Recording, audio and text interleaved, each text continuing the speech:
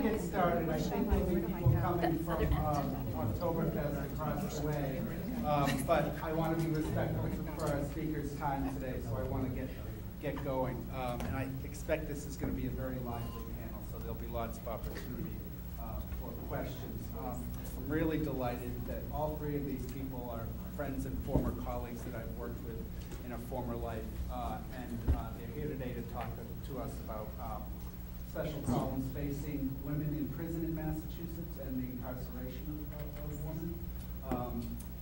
You've probably seen this issue has been in the media a lot lately in Massachusetts. Massachusetts is somewhat unique in this, for some reasons, which I'm sure the panel will get to. We only have one state prison for women in Massachusetts, which presents a lot of problems in terms of location and distance from family and the merger of lots of people who were maybe pretrial detainees, maybe civil commitments, maybe incarcerated women for felonies. A lot of mixture in one population. But women also present many other special challenges. Challenges of pregnancy challenges of single parents, single mothers trying to parent and stay involved in their children's lives.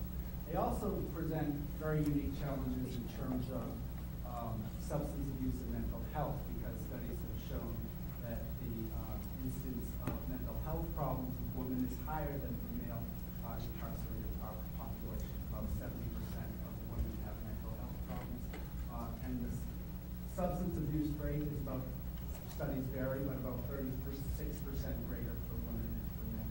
So there are a host of unique challenges in terms of incarcerated women, and we want to focus on Massachusetts. And as always with Rappaport Center issues, we really want to talk about solutions. We want to talk about challenges, opportunities, and potential action items and solutions going forward. So we have three people on our panel today who are very well versed in these issues. I'll let Christine Cole introduce them, but I couldn't be more happy about the people who are here to talk about this issue with us today, because they've really made some of these issues their life's work. But let me just introduce Christine Cole, who's the Executive Director of the Crime and Justice Institute here in Massachusetts, which is a national nonprofit organization dedicated to research and studying criminal justice issues.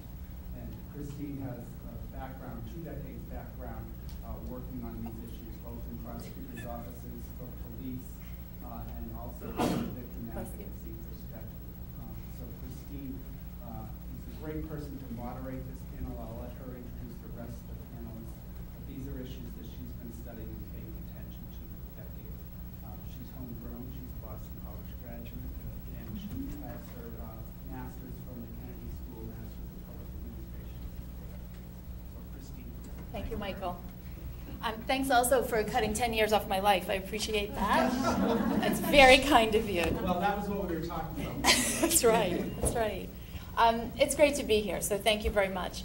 I'll do a little stage setting, and then I'll introduce our other panelists as well. And I have to first pay note to the button that Kathy is wearing. For those of you who can't see it, it says what? It says women on the inside need friends on the outside.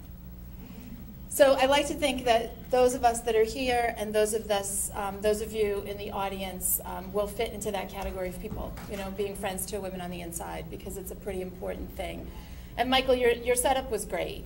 It's exciting to be able to be at a time when across the country we're starting to see some consensus around conversations about people with serious and persistent mental illness, about the rate of incarceration, about who's in prison and jail, and whether or not they're the right people.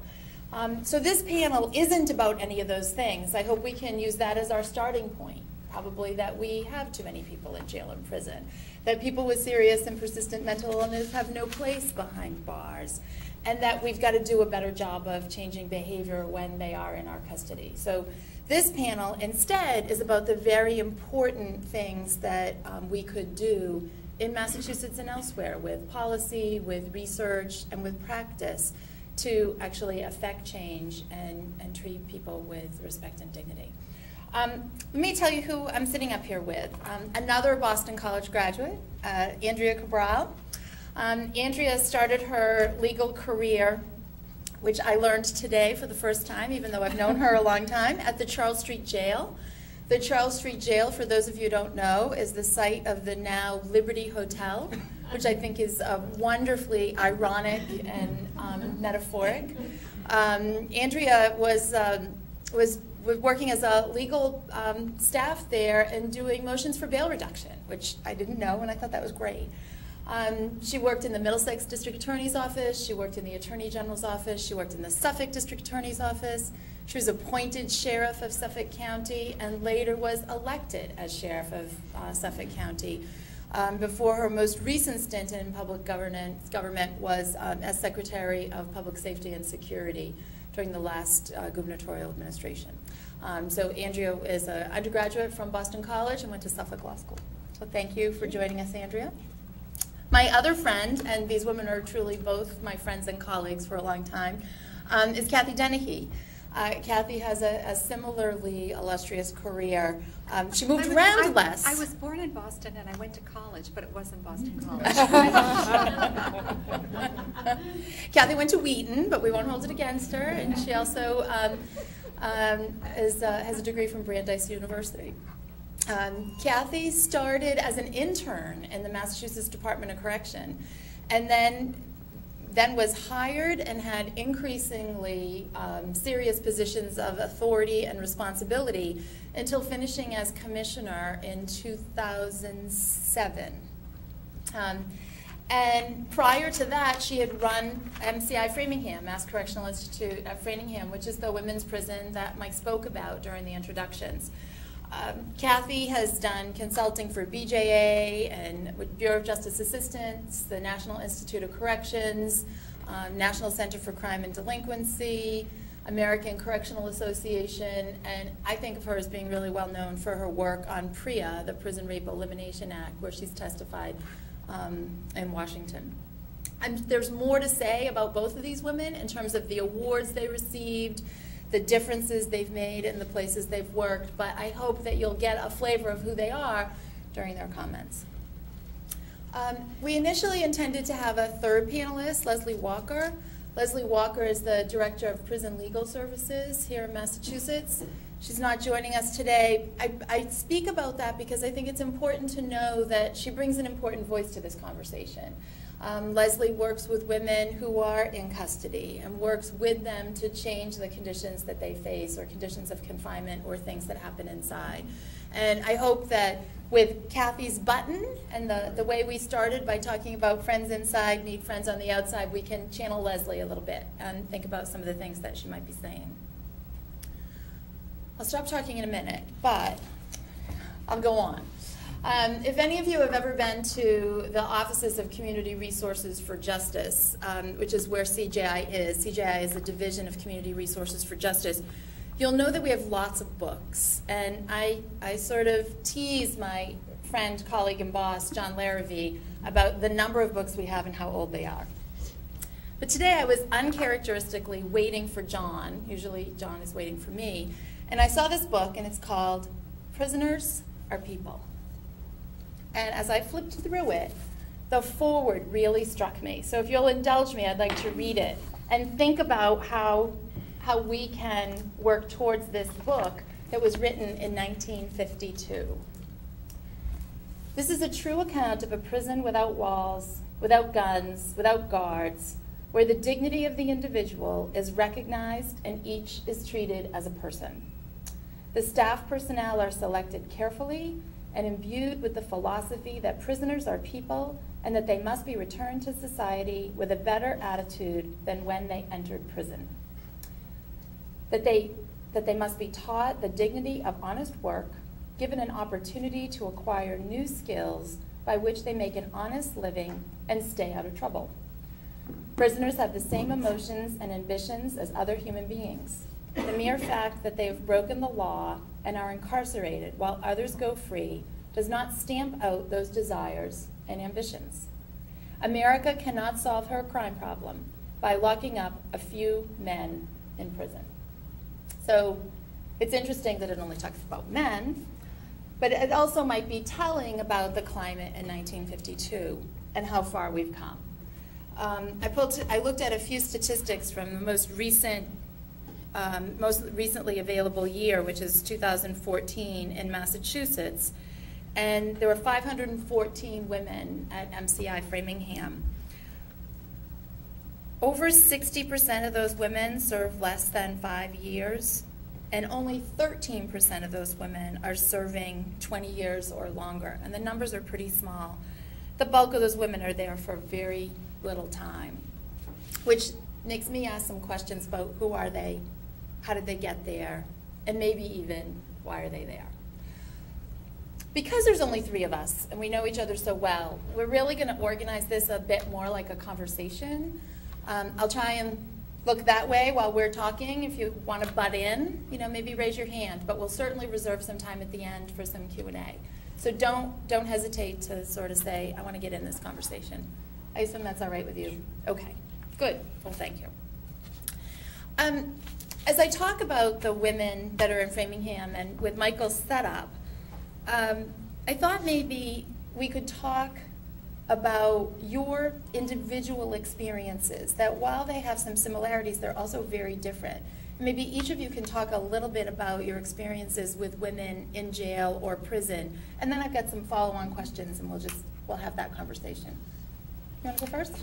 Sure. My experiences with women in the criminal justice system up until the time I became sheriff were largely, or actually exclusively, with women as victims, because I specialize as a prosecutor.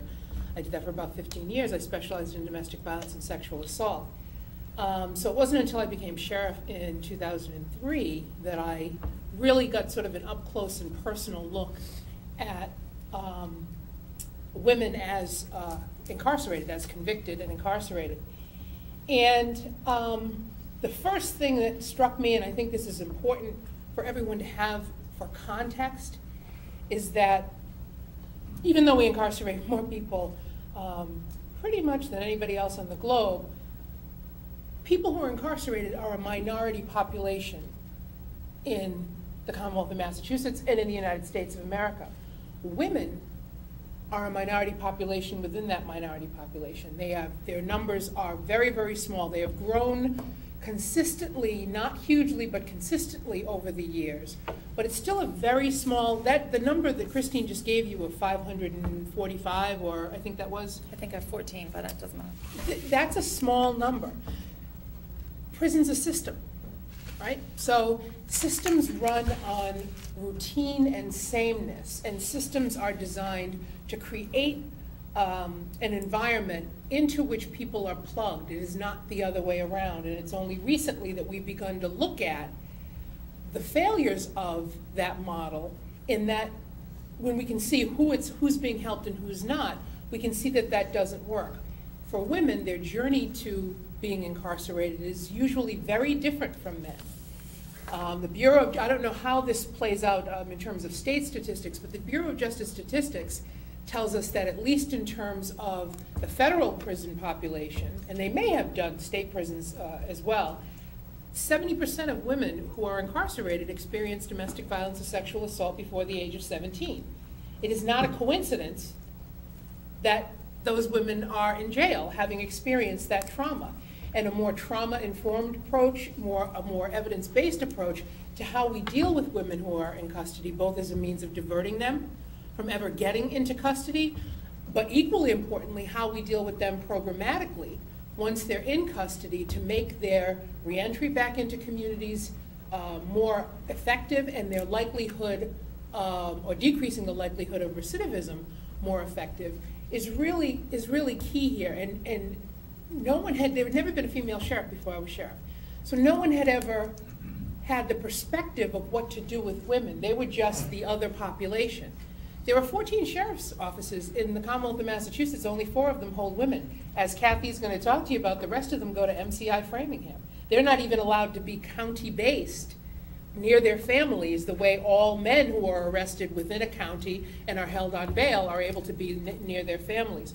So I just wanted to give you some historical perspective on why there's been so little attention paid to this, and why there's been more than a little confusion or apathy, because there's no constituency for people who go to jail, as to how to deal with this population within a larger population of incarcerated people.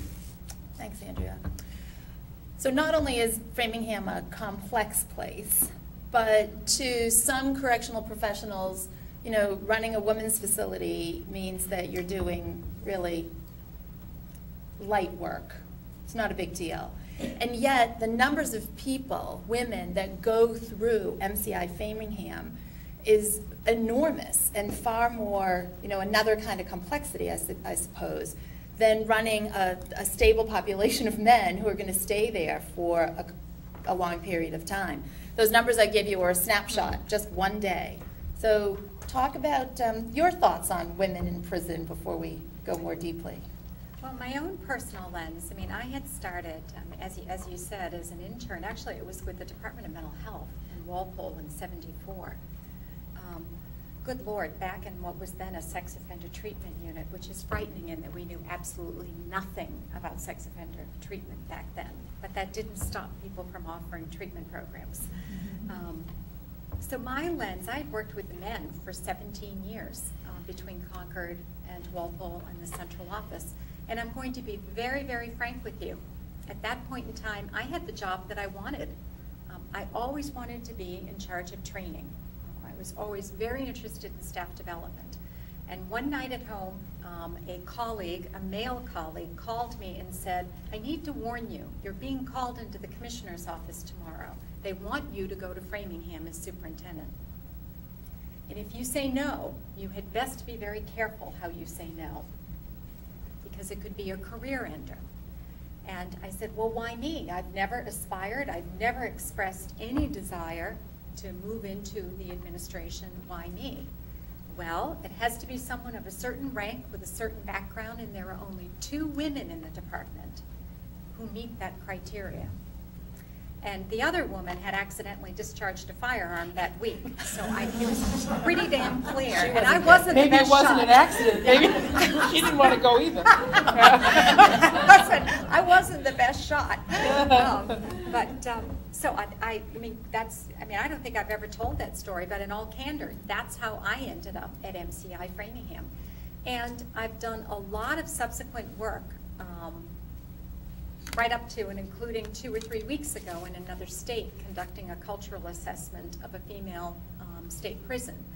So how shall I put this? Most of my colleagues, if they are honest, will tell you most have to be dragged kicking and screaming to work in women's facilities. And I wasn't so much kicking and screaming. Quite frankly, I was kicking and screaming because I didn't want to be a warden. I didn't want to be a superintendent. It was never in my career path. But I thought, well, I'll do it and see where it leads. I got to Framingham and I walked around that first week.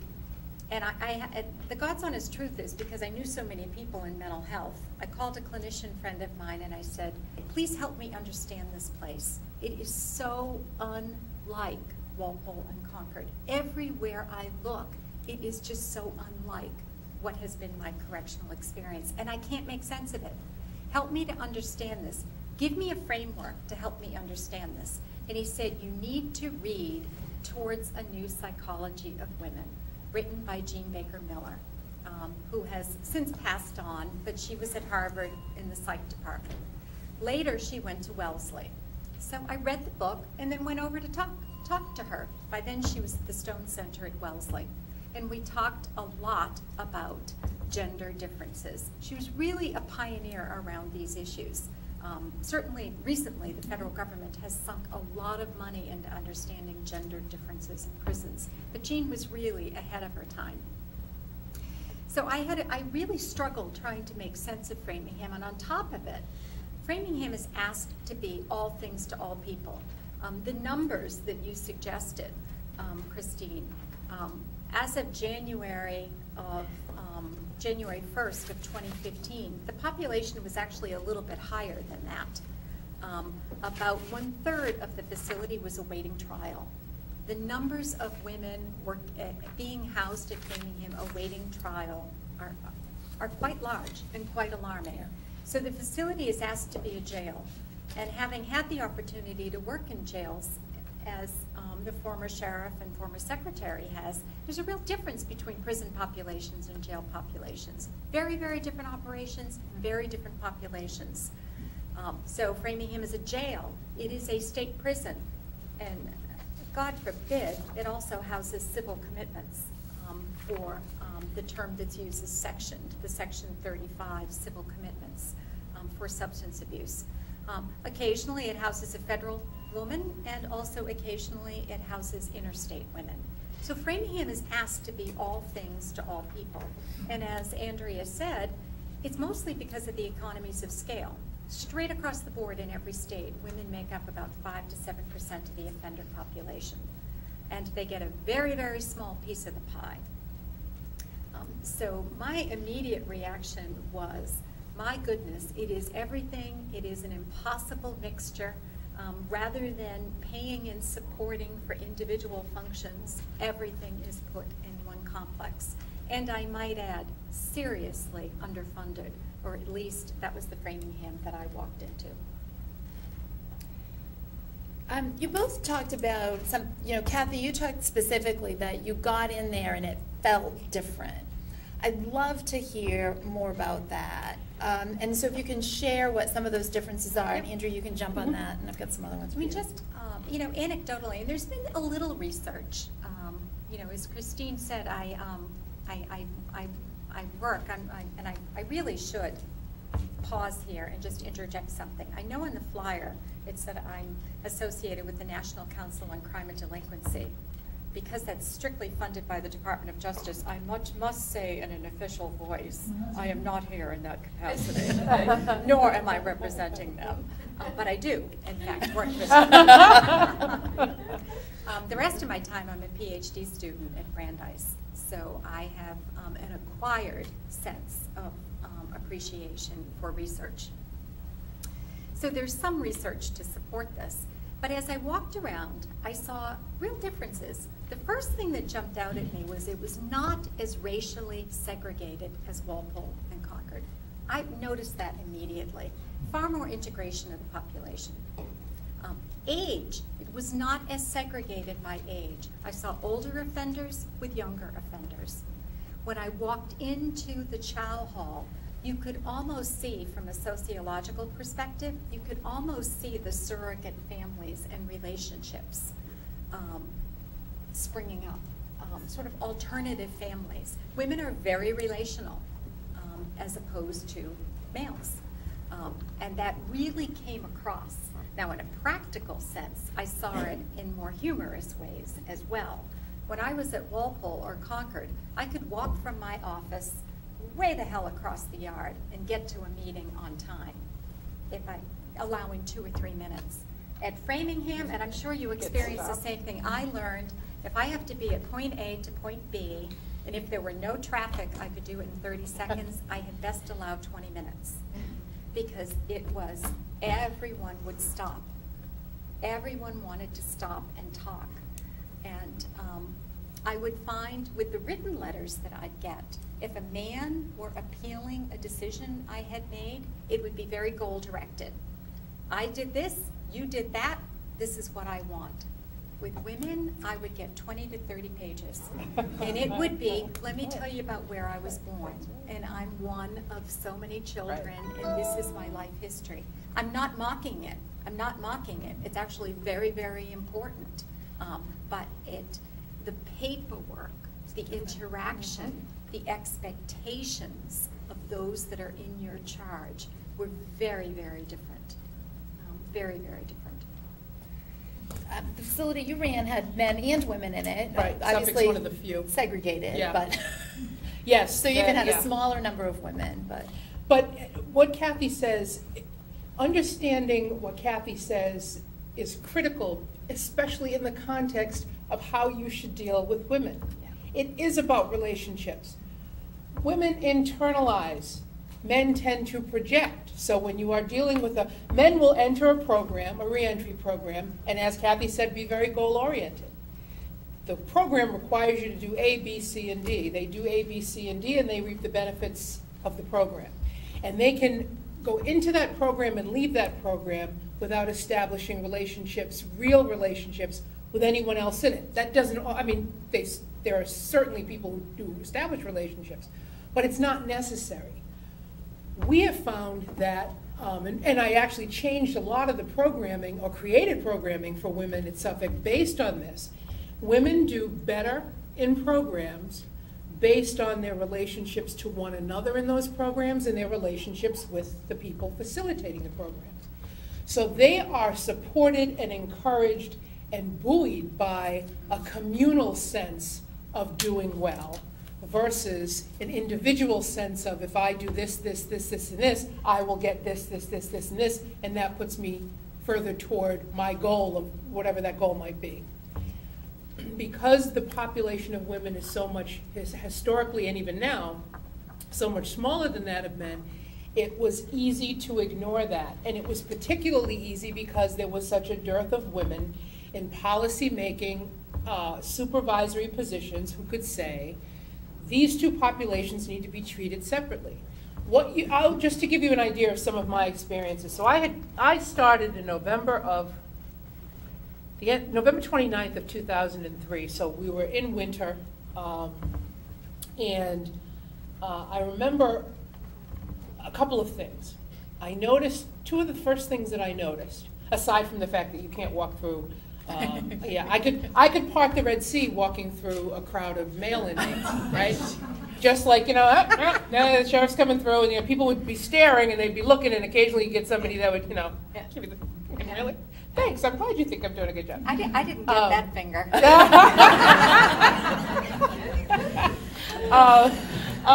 actually, I'm sure I didn't always get that one too. But the women wanted to get near you and touch you. For no other reason is that there was a woman in charge, and they assumed that I would understand a little bit better. But I noticed that men get visits. Men can be in jail for the most heinous of crimes. Watch any of the reality shows. There's a whole group of women that like to, communicate with murderers and serial killers and rapists and marry them in jail. It's almost like a fan club.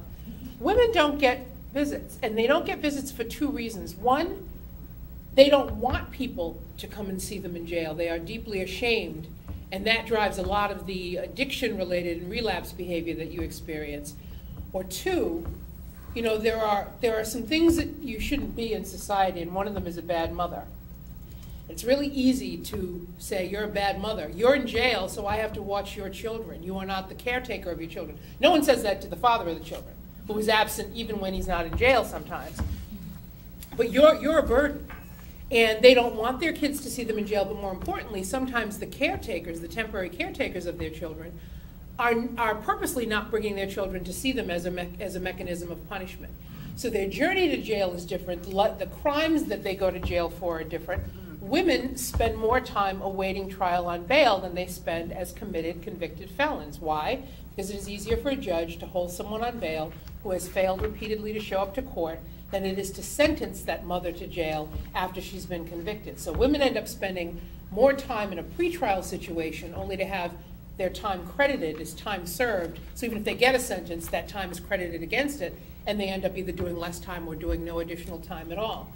The other thing I noticed was that women who are visiting men in jail will frequently bring children with them. Sometimes they bring the children of the men that are there, and it's a real visit. And sometimes they just don't have other child care. So you have children on the grounds of an institution. And this is one of the things that struck me after I got there, was I walked out in December, and there were little kids making a snowman on the stairs of the House of Correction, Suffolk County House of Correction. And I was appalled by it. And my reaction was, no more children are going to visit here. They should not be. This is not a place where children should be making snowmen. This is not a place where kids should be at night. When the last visit is done at 8:30 or however long it was, and being in the dark streets. But I turned to Betsy McAllister Groves, who does the Child Witness to Violence program, and asked her to actually take a less anecdotal and more scientific look at that. And she, while she agreed that there were children that certainly were being brought there for no reason other than there was a lack of child care, that there were some meaningful visits and meaningful relationships with biological parents that ought not to stop. So we simply changed the way that we did the visits versus cutting them off altogether. This is old information, but quite a while ago, MCI Lancaster was minimum security for women. Is that no longer the case? I don't think so. It was closed. Yeah. It was closed. That's been, that was, Yeah, quite a while. Yeah. Because Yeah. they used to have playgrounds, right on grounds. And again, now that I don't work for the state, I can be totally forthcoming. Internally, Lancaster was always called by staff, most inappropriately, but it was always referred to by staff as MCI Love Boat, because it was co-ed. What were they thinking to make a place co-ed at lower custody? And again, it was the economies of scale. The women had to fight for Right. their fair share, though frankly they didn't fight. Those that worked with the women fought for their fair share of that pie in terms of allocation of resources. So there's no minimum security for women? There is South Middlesex pre-release, which is across the street from MCI Framingham.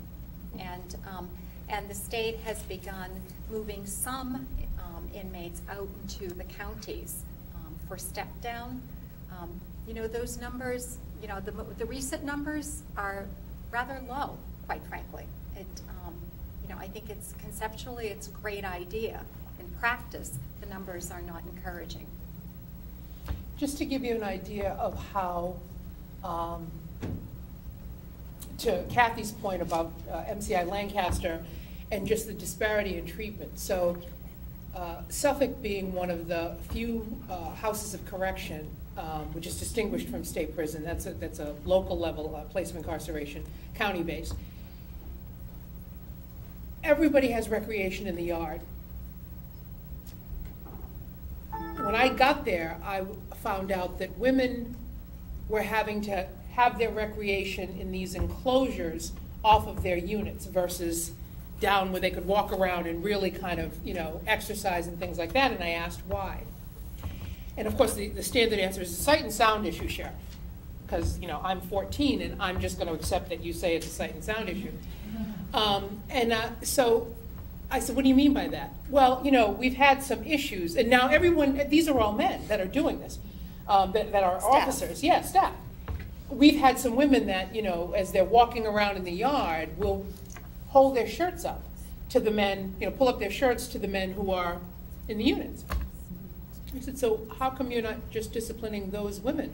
Why did you cut off the recreation for all women because of a few bad actors? You wouldn't even dream about doing that. If two guys start a fight in the yard, you don't send that whole unit.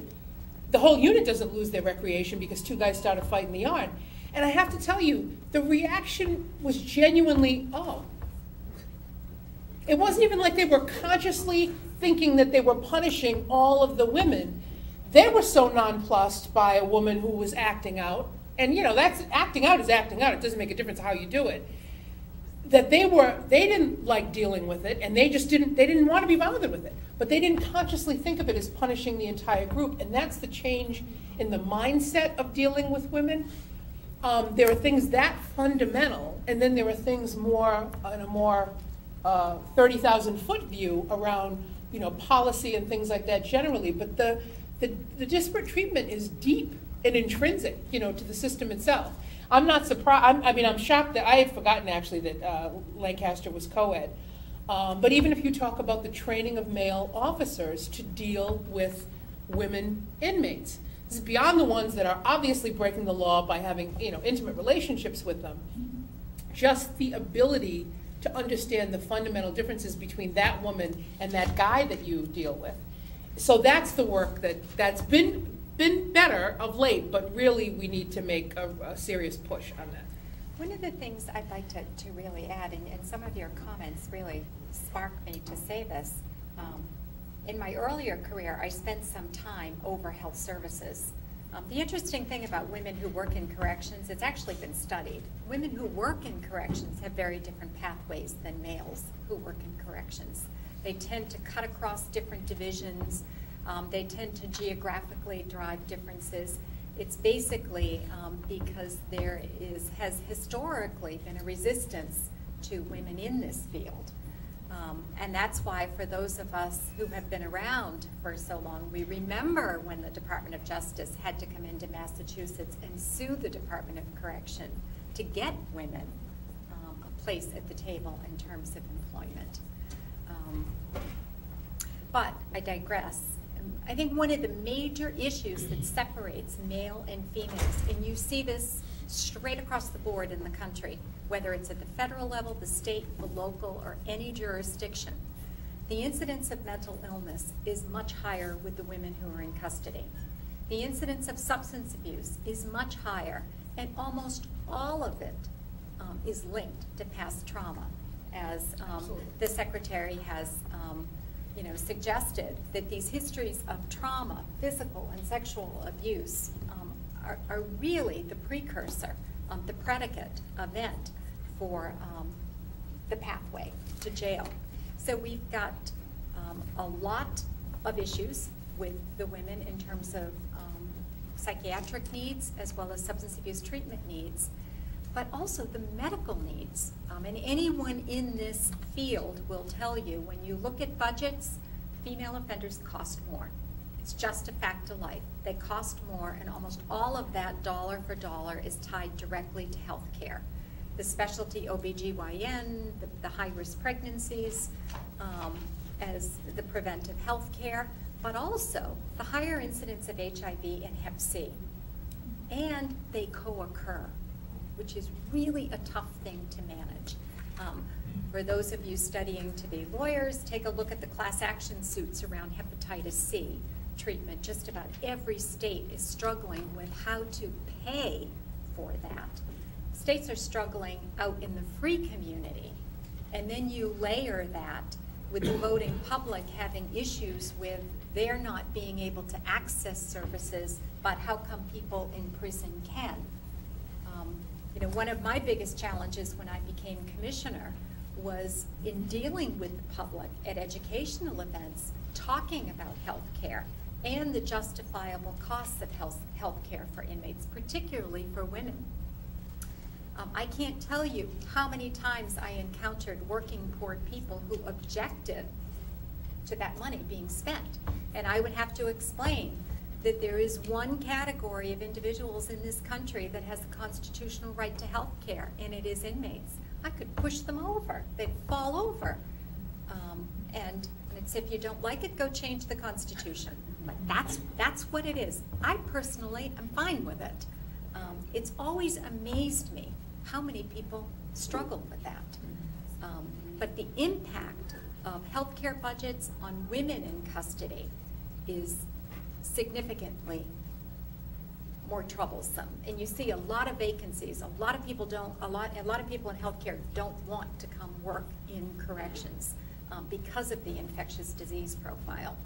Mike? So my question, Kathy, is could you explain for everybody how the budget impacts or affects the decision to only have 4 jails that house women?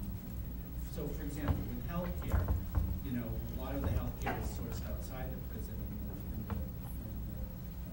and the inmates or detainees are moved for healthcare. So, could you explain to everybody, or maybe Andrea better to explain to everybody, why it is we only have 4 county jails that house women, and how that impacts what happens at Fran? Can the back of the room, did you hear the question or no? Mm-hmm. Yes, okay, good.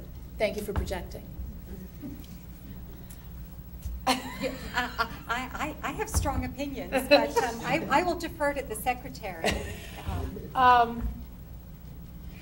So it's not an easy question to be answered in some ways. I actually think that I've been appalled my entire career over the fact that there is just MCI Framingham as a single state prison for women, but also holding the women for all the rest of the counties.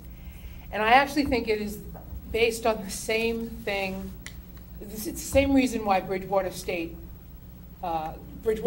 as an institution for very severely mentally ill people, still exists.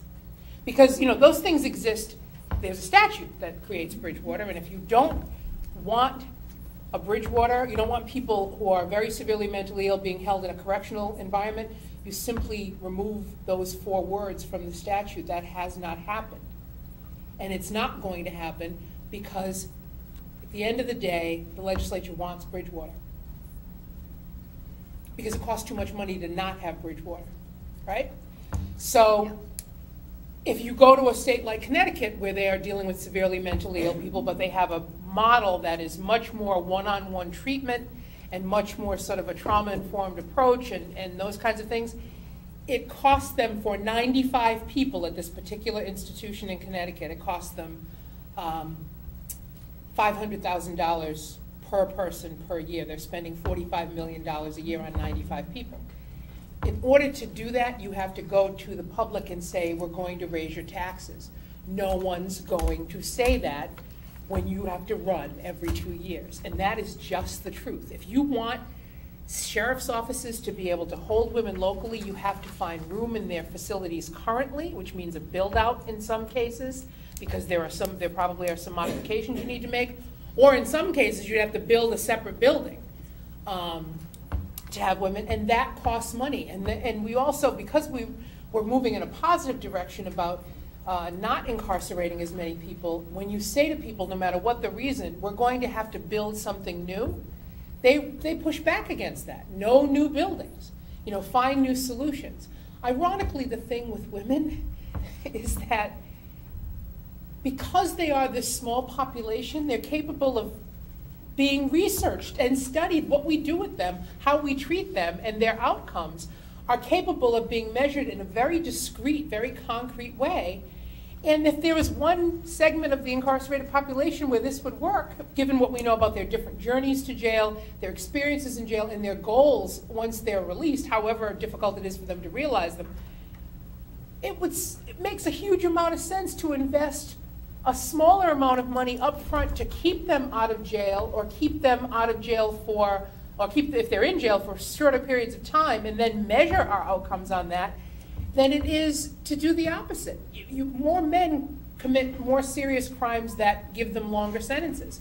They're going to need geriatric care and hospice care in the state prison department because they're going to have to open up wings for that, because there are people that are there for that long.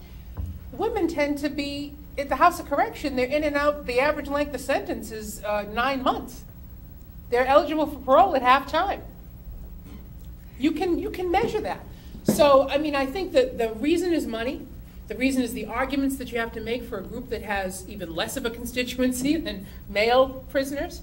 And nobody wants to spend the money. And because it's been such a perennial issue that's been raised every single year, probably for the past 20 years, and there's sound and fury, and people say this is wrong, but it keeps happening because it keeps happening. Because at the end of the day, nobody's going to fork over the money to build a new building or to, retrofit MCI Framingham the way it needs to be to not use it that way anymore. So if we have women who are being incarcerated for 9 months or short periods of time who present with these serious mental health problems, and they're provided, let's say, some treatment while they're incarcerated, what are we doing about helping these women with re-entry?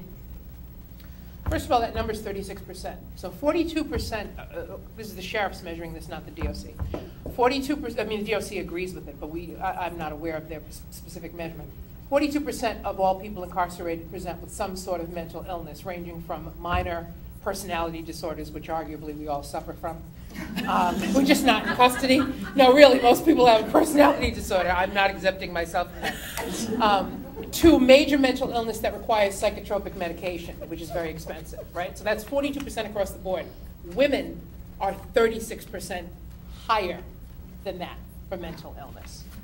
So aftercare and follow-up is a big deal, and you can do a great deal in your reentry programs, but it's and to the credit of the DOC, which has moved leaps and bounds in this direction, and the sheriffs who actually have been doing reentry since 2001, since just before 2001, programs geared toward getting people back on mental mass health, because your mass health is suspended, by the way. If you're on mass health when you come into custody, they suspend that. So it's the sheriffs and the state that pick up the tab. That's what Commissioner Dennehy was talking about in terms of the cost. they pick up the tab while you're in there, getting them back on Mass Health, but having the kinds of reentry programs that are dealing directly with addiction and relapse and recovery and mental illness, so that there can be follow-up and aftercare in the community health centers that are in the neighborhoods where people return. Well, I tell you, it's just, it goes to the crux of the issue. Why we don't have more facilities? And there are a variety of reasons, in no particular order of importance. Within DOCs, within departments of correction, and I can't speak to the counties or the sheriffs, because as you know, in this system, they're separate systems. I'm not advocating that be different, but I think we need to be clear that they are separate systems. Within the state DOC, Department of Correction operates in a highly political environment. If you think that criminal justice policy is not political, well then, you just haven't been following what's going on. It's highly charged. And we as a Commonwealth, compared to the rest of the country, have been far more risk adverse than most of the other states. We've been slow to embrace justice reinvestment. We have been slow to do a lot of things. And that's not any one governor. It's history. Some of this, frankly, goes back to Willie Horton. So we've got that sort of political chilling effect. All of corrections runs around managing risk. If you are running a facility at the local level or at the state level, regardless of whether it's 50,000 feet up or at the local level, the last thing you want is a riot, an escape, a homicide. That's high risk. That stuff doesn't happen in women's facilities. Does not happen. It happens in male facilities. So the whole, I can't tell you how many governors I have had tell me in so many words, corrections doesn't win you elections, it loses you elections. So Kathy, if I interrupted you, I apologize. But I do want to make this point, that I think it's a matter of competing values. What really drives the management of women offenders is addressing their needs. What drives the management of male offenders is addressing the risks. Very different pathways, very different population. And when you go to a budget table looking for allocations, the systems in which we operate, and you make your pitch for why you need money to address these needs, that high risk of the men is almost always going to trump the needs of the women. So they look for ways to deliver the services in the most economic fashion possible. And it's putting everything in one kettle of fish. It's not unique. Most states have done this. And if you go back and look at history, Massachusetts has the oldest continually operating state prison for women in the country. The first to be built was Indiana. It was burnt to the ground. Perhaps it was burnt to the ground by us so that we could say we were the oldest continually operating, because we were actually the second to be built, followed by New York. But I challenge you, as students of history, if you go back and look at the newspapers of the late 1800s, Framingham was built in 1876, and having managed that physical plant, I can tell you a lot of it is original. The headlines are the same issues we are talking about here today. Different language, perhaps not the theoretical base, but the same kinds of issues. Let's bring you into a conversation. Can you tell us who you are by name? My name is Andrea James, and I'm from an organization, Families for Justice as Healing. And we are an organization of incarcerated and formerly incarcerated women that have organized ourselves to use our voices to contribute to Hi, Andrea. dialogue. And I want to start by first, thanking Sheriff Andrea Cabral. I was in your Suffolk County jail recently in South Bay, and many of the programs that you opened the door for women that never existed are there and thriving. And Steve Tompkins has done an incredible job in keeping allowing and creating more access for women to receive really necessary programs. So I want to start by saying thank you. Thank you for that. For that. It is not unnoticed, even amongst those of us who are diehard prison abolitionists.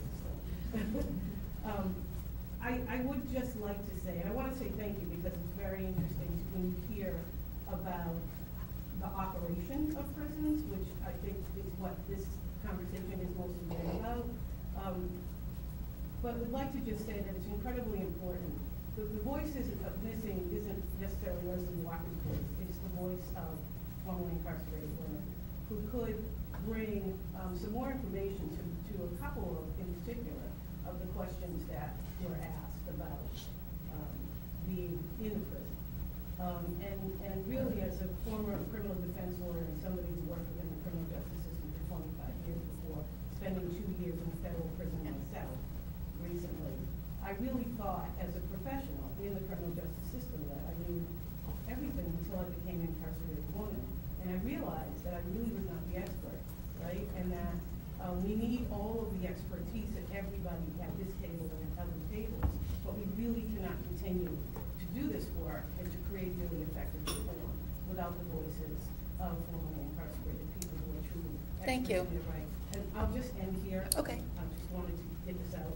I didn't realize I was cutting you off. No, because I think it would be an additional benefit to hear why those of us who organize amongst ourselves now don't think we need any more jails or prisons for women, particularly in the Commonwealth.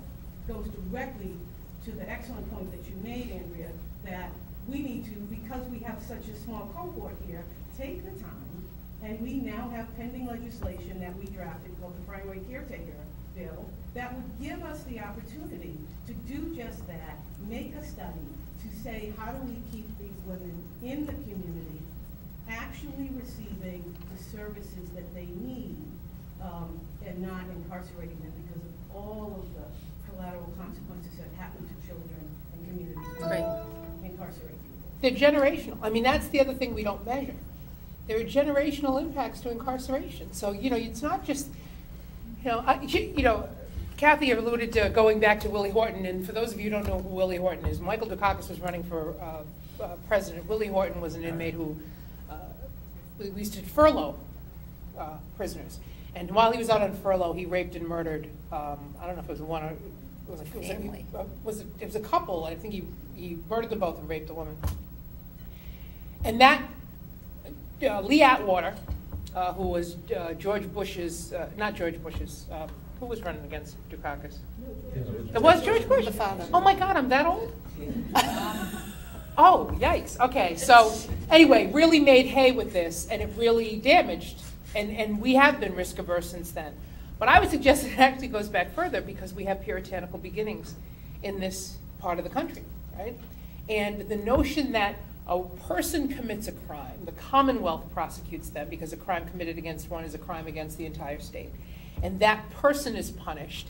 And this puritanical notion that upon being punished, you are duly chastened and then you return to the community to sin no more is still actually an undercurrent in the way we punish people and how we think about punishment versus saying a parent who is taken out of their child's lives, that child is, for all intents and purposes, essentially abandoned, not intentionally, but abandoned, doesn't have the presence of that biological parent, who begins to do poorly in school and begins their own descent into the juvenile criminal justice system and perhaps enters it as an adult as well, that's a generational effect of incarceration. And it has far less to do with the actual crime that is committed than all of the things that lead up. Like the crime is the symptom.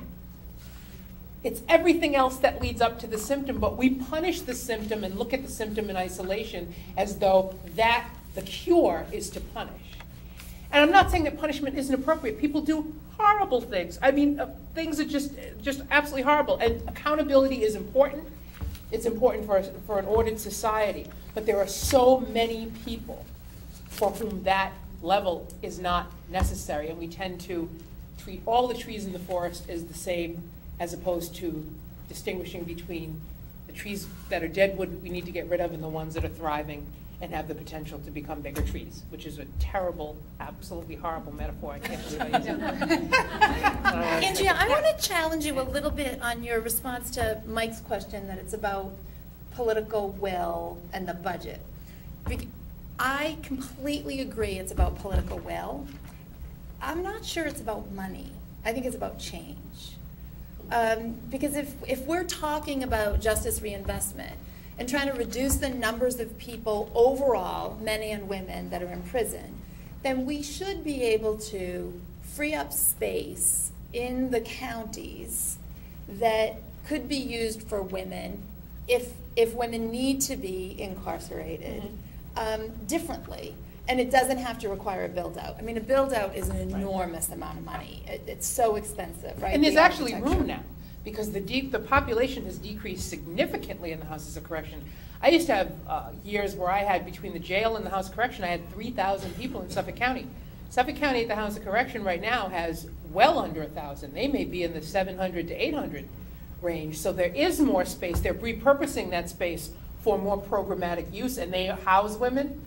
But you do have places like, that, to Kathy's point, there are sheriff's offices that have facilities that were built in the 1800s that they're still using. So they literally don't have the space, and that's part of the reason why the women go to Framingham. But whether you do it at the state level, or you can figure out a way to do it at the county level. Or the community. Or the community. And really, that is such a lower cost, good investment that you can measure the dividend that you derive from that.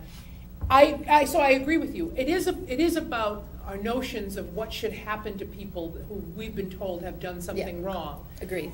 But we do use money in budget because there are always competing priorities, and we are loath to raise anybody's taxes at any time ever for anything. We use the money as the mechanism. I think that's right. Yeah, by which we fail to do it. Questions? Great. I'm going to ask each of you to identify yourself and make sure that that we ask a question, right? So questions followed by a question mark. Sure. So my name is Nina. I'm here from YWCA Boston. I want to thank you, Andrea, because every Thursday I run Healthy Relationships and Domestic Violence program at the House of Corrections, and you started that framework, and I enjoy it so much. So I'm so excited that you're here. I'd like to ask, though I anticipate the conversation going this way, how can organizations better serve women who are incarcerated, especially community-based programming? We're at the YWCA Boston, but housing programs, employment. I mean, we know that chronic homelessness, chronic unemployment, poverty, mental illness, we know that there's things that we could do before women wind up. So what are the things that organizations like ours can do better, and then individuals, because I'm sure some of us can as individuals as well. And just to be clear, Nina, are you talking about what can organizations do to help women never get to prison? Or are you talking about sort of the aftercare that's so important to... We're contributing to positive reentry for women. Great. And that can start within the House of Corrections, or I'm also at McGrath House, so at halfway homes. Great. Thanks, Nina. I think it's a great question, because what you're doing, perhaps intentionally, is moving this conversation to the front door and the back door. Because I think it's very easy to just focus in on that time period of incarceration. It's why I hate to call it a system, because it is anything but a coordinated system. But many of the pathways to prison involve lack of substance abuse and lack of mental health treatment in the community. Access to care is a huge issue. And I want to come back to that before we end the event, if I could, to let you know about another event. But I think that that's a huge issue, building capacity in the community. And it's that same set of community assets that need to be tapped and relinked to during the reentry process. I don't know if any of you know this, but tomorrow and Friday, the Department of Correction is holding a listening session. If you're not aware of it, perhaps you might want to be. Apparently, the governor has directed every single state agency to convene listening sessions. These are not public hearings, but it's for the purpose of getting input around the CMRs, around the Code of Massachusetts regulation. I know I'm going with a group. I've been approached by a group of community activists and we are going to be making some recommendations for some changes in CMRs to do just that, to make it easier for community-based organizations to have access. You know, again, I can't speak for the counties because there's such a wide variation in practice among the sheriffs, but certainly in the state level, DOC, I think we really need to challenge the system to rethink reentry. You know, I've been one of the grant reviewers for the federal government around statewide recidivism reduction, around Second Chance Act awards, around just about every major funding stream that has to do with reentry. And because of that participation, I've had the opportunity to see what other states and jurisdictions are doing. And we have a ways to go. We have a ways to go. It doesn't happen overnight. But community groups, I think, are uniquely positioned to help address some of the gaps. There's never going to be enough money to address every single issue that government would like to address. So I think it comes down to coordinating and collaborating, but it starts with access. So are you advocating for community groups to have greater access to folks while they're still behind the wall, to assist in that process? Yes. To community re-engagement? Yes, and what we're specifically will be asking is the department, I mean, our ask, quite frankly, is moderate. It's to ask the DOC to put together a work group that includes stakeholders, and you know, coming with me will be some former residents who can speak to it, folks who have been out for a long period of time that have been able to secure housing and employment by virtue of the relationships with these community-based organizations, as well as volunteers. You know, if we're honest about it, which we always hesitate to be, but if we're honest about it, there are lots of volunteers. And that's another thing that separates women offenders. In every state I've been in, there are more volunteers at your women's state prison than all the male facilities in that state put together. People volunteer. Community resources come to the front door and back door of women's prisons in a way that they don't at male facilities. So there's a huge asset there. There's huge potential. But we are asking them to put together a work group to allow volunteers in a structured, appropriate way to have contact post-release for the purpose of assisting with some of these critical needs. Right now, there is a bar against it in the Code of Massachusetts regulations. If you are a volunteer, you may not have any contact with someone post-release. So, I mean, you see this a lot in religious communities. So it doesn't, you know, for all religions, organizations, communities of faith. I can think of one in Boston that every Monday night they have a potluck supper for anybody who's gotten out of the jail or out of the state prison system. And there are a lot of volunteers in this particular church who go in and out of all of the prisons. They can't go to help with that meal Monday night because regulations prohibit them from having anything to do inside the wall and then on the other side of the wall. Can you explain that more? So if you are a volunteer from any community organization, an individual acting on her or his own behalf, working inside a prison, you are precluded by... You may not have contact with that individual when they are released. You may not.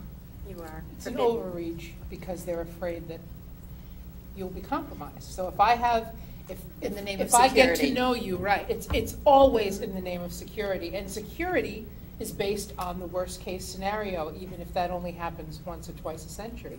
I mean, it actually is probably, you know, more likely to happen given the relationships we know that people outside of facilities have with people inside, but that's not a reason to not do it. Right. People do things they're not supposed to do in every context, in every walk of life, and in every job. So you part of, I think, what Kathy was saying was there needs to be a much better risk-reward analysis done.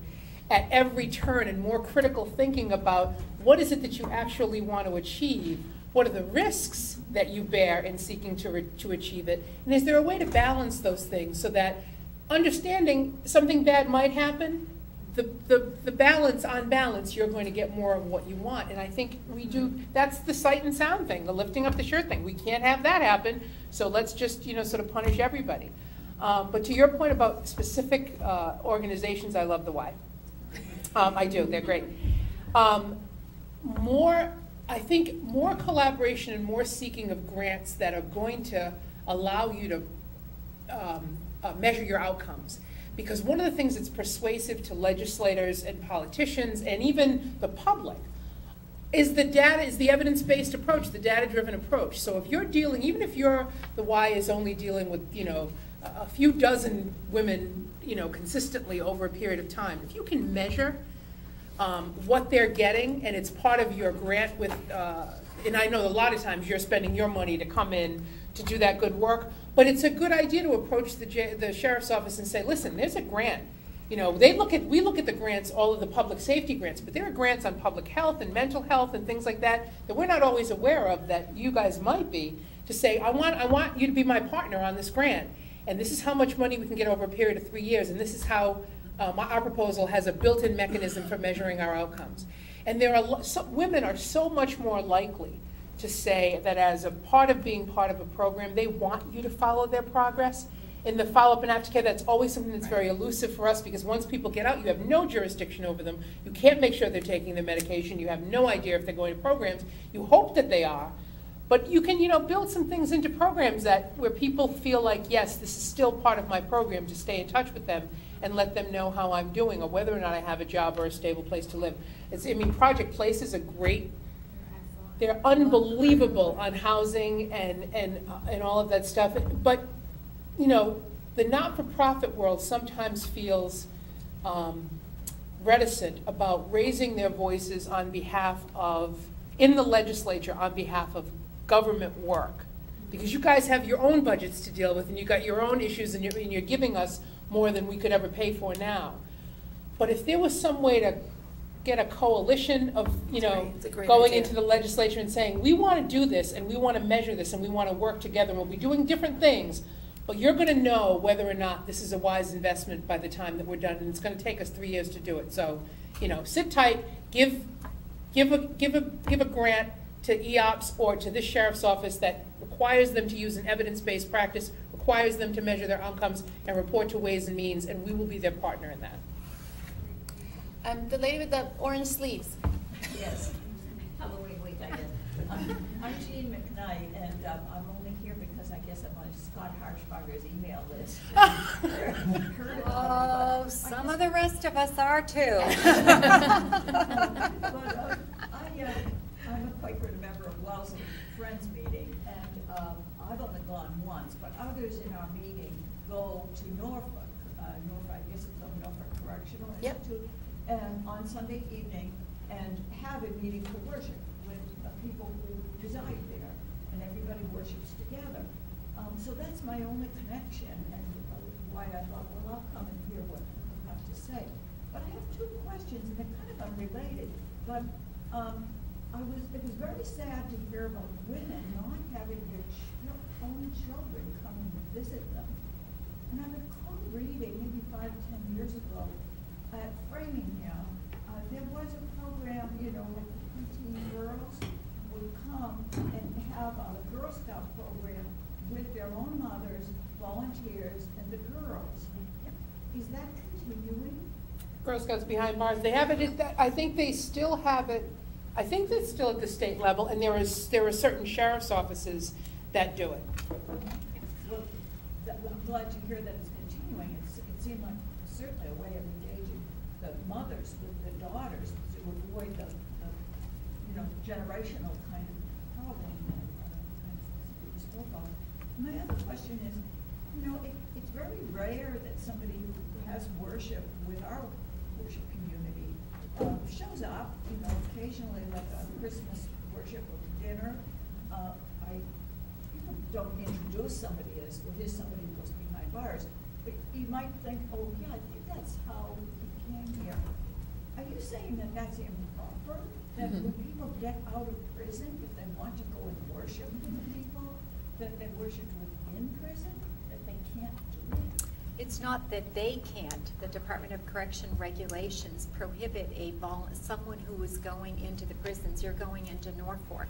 Say you've been, and actually I know many volunteers at Norfolk because many of the groups at Norfolk have signed on to this, so perhaps we should speak after this in the event your community is interested in signing on.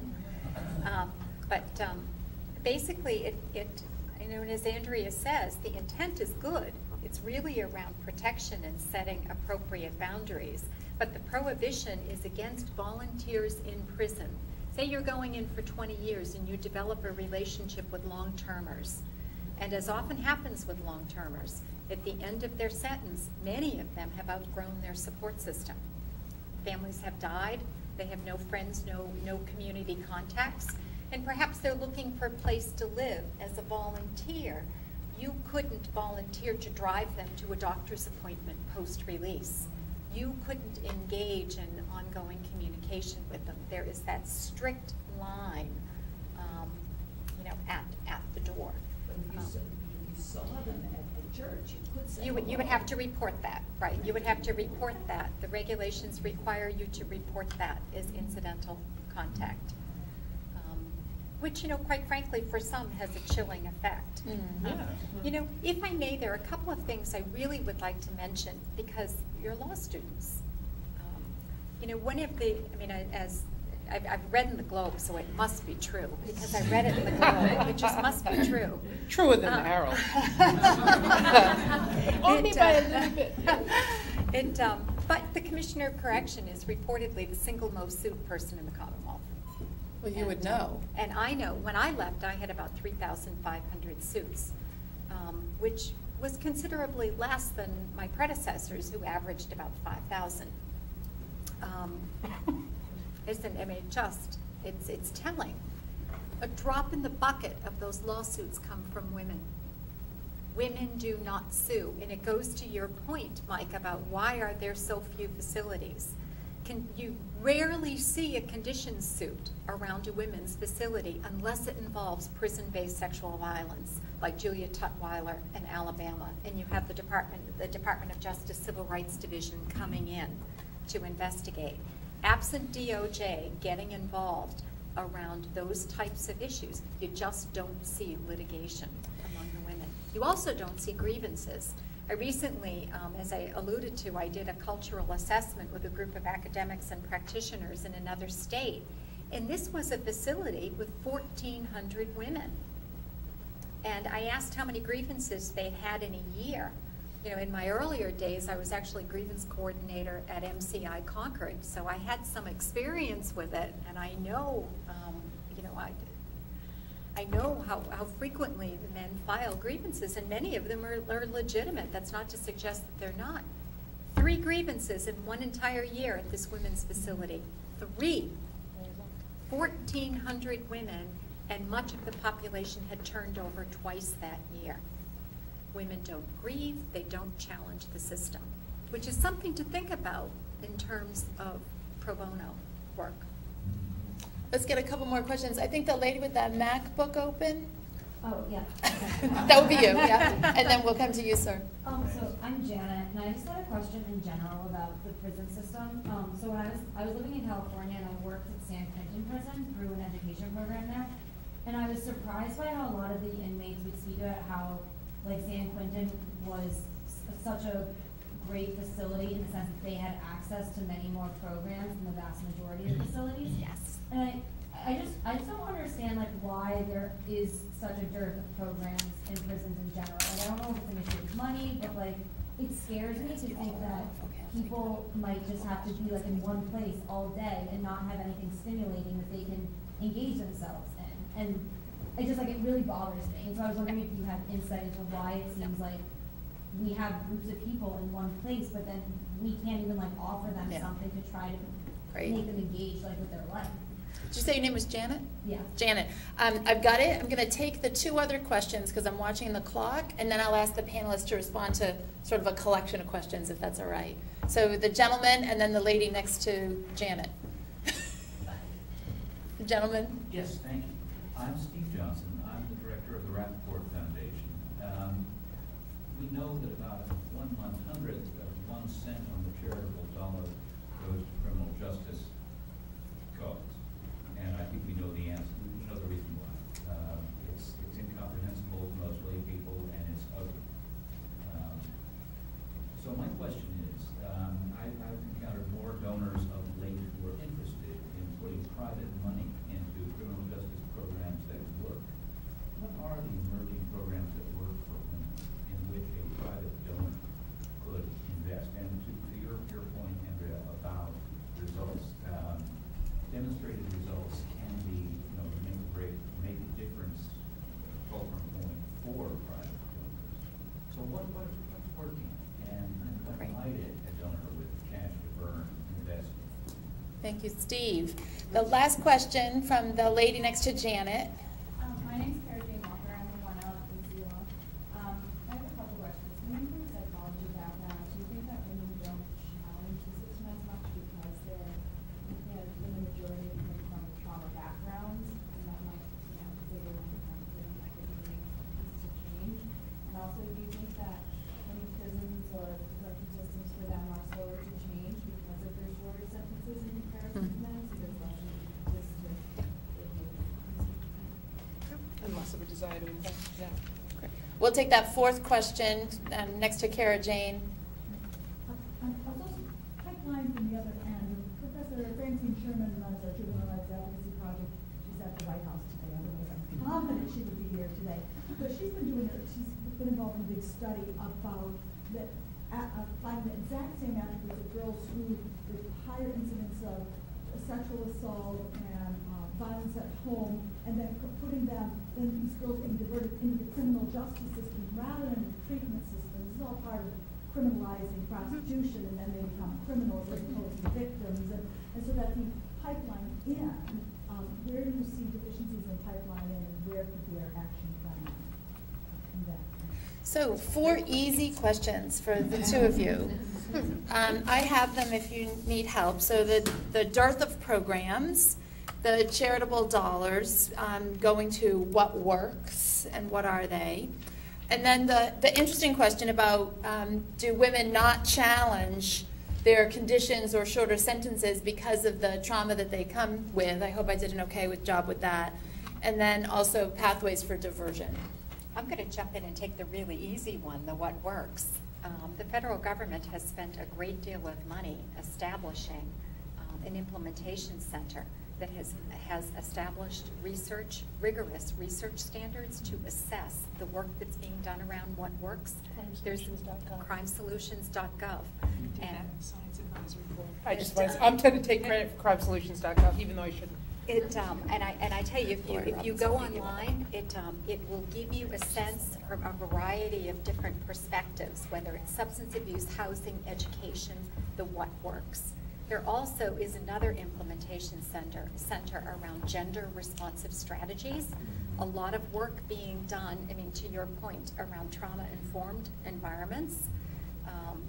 I know in part of my work, even though I'm not here officially because of NCCD, in my work with the federal government, we just funded the National Association of State Mental Health Program Directors to develop 5 training films for correction officers, for line correction staff, to start introducing the concept of being trauma-informed. Joan Galeese and a few others that we hired have done that work for us. So there's a lot of emerging information around trauma-informed environments. There's a lot of information around what works. In terms of budget, I'm going to genuflect to Mike Cassidy and a few others and suggest that you pull the Harshbarger report, the original, the commission, the governor's special commission on corrections reform. There's a detailed discussion in that report around the structure of the budget. So much of the budget goes to staff, 75 to 80%. It's a very labor-intensive budget. Most of it goes to staffing. We're very high-end when it comes to healthcare in New England. We have a much higher consumer health price index than the rest of the country. So we're coming in around 17 to 20% of the state budget in DOC is around healthcare. That's now you're already up to 90%, and you still haven't fed them, you haven't clothed them, and you haven't provided any programming. So the amount of discretionary money that can be targeted towards programming is So, to be fair, though, doesn't that go back to the earlier conversation about political will and money? Absolutely. I mean, you've explained the facts about Absolutely. the budget, and so the next sentence is money isn't dedicated to it. But that's a choice that has been made, maybe not a choice by the people in this room. And it's a choice external to the DOC. Exactly. It's a political choice. The DOC lives with the choices that are made by others. And also remember that when there are budget cuts, when there's a catastrophic or even less than catastrophic economic collapse in the state, and every agency is brought in and told, this is the number of millions you have to find to eliminate from your budget. There's not a lot of critical thinking around that. You're just lopping off things, and the first things to go all the time, every time, are the programs, and everyone knows that it takes years to recover from a loss of a program that had momentum and that had success, to bring that back and to get that money back. And also I'll say, it's just true. 85% does go to staffing and personnel. It is not, to me, a coincidence that we're constantly focused on risk versus needs, because risk means you need more people to watch the people who are presenting the risk, and it is about jobs, and that is an industry just like any other industry. Needs cost a lot less. Yeah. And you don't need as many people, and you won't have as many people coming back, but people might lose their jobs and there might be layoffs, and that is a very unpopular thing to say when your constituents work at the local House of Correction or at the state prison. I'm not taking credit for the crimesolutions.gov. I was really kidding about that. That was, I was part of the Science Advisory Board. We advised all of the DOJ agencies, but that crimesolutions.gov is an excellent clearinghouse, as Kathy said. Programs that are rigorously tested. They are all evidence-based, and you can find it based on category. You want something that has to do with juveniles, they've got a category for that. You want behavioral health, they've got a category for that. You can find absolutely what works and put your money and your time behind that, and also raise your voice to say, in places where there are programs that aren't working, that aren't evidence-based, this is what they should be doing, because these things are evidence-based. And Steve, I'll shamelessly help you with some local options. Please do. What's the second one? That's the charitable one. Oh, okay. This is, do you think that women don't challenge the situation they find themselves in because of their pathway? I think that has a lot to do with it. I think it's almost something you can see. It's almost palpable that women internalize their traumas. The behavior is self-destructive, right? You know, drug addiction is a self-destructive behavior. Cutting is a self-destructive behavior. Unsafe sex is a self-destructive behavior. Versus projecting their anger and their anxiety and their depression, which also has to do with your sense of entitlement to do that. If I don't feel like I'm entitled to be angry and I'm entitled to start a fight with you, or I'm entitled to do something because I'm acting out because you've made me angry, then I don't do it. I internalize it. And I do think that the trauma and it becomes what you think you deserve, even if you don't articulate it like that. That's why there are more than a few self-esteem based programs for women in houses of correction, because it really is about, for women, more about the way they feel about themselves. I'm not suggesting it's not about the way men feel about themselves, but the way they express the way they feel about themselves. And you see it in domestic violence. That's an expression of low self-esteem. Trying to control someone else through violence, but it's also an expression of self-esteem to feel as though you can't do anything about being hit, which is why that's sort of a magic combination right there. But I think you're right about that. I think it has something to do with it, and not that we want more grievances, but I have a feeling that if we got them from the women, they'd be more substantive, and we probably would pay a lot more attention to what they were saying was going on. I think there's also a financial element. I mean, unlike the men, women were often the sole custody, had sole custody of their kids.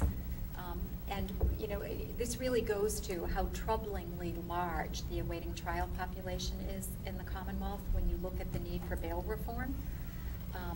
Women who are caught up in the awaiting trial system, like a lot of people, they're living paycheck to paycheck. They don't have a male at home paying for that piece of real estate, so whatever money they have, they're sending home. There are court costs when you file.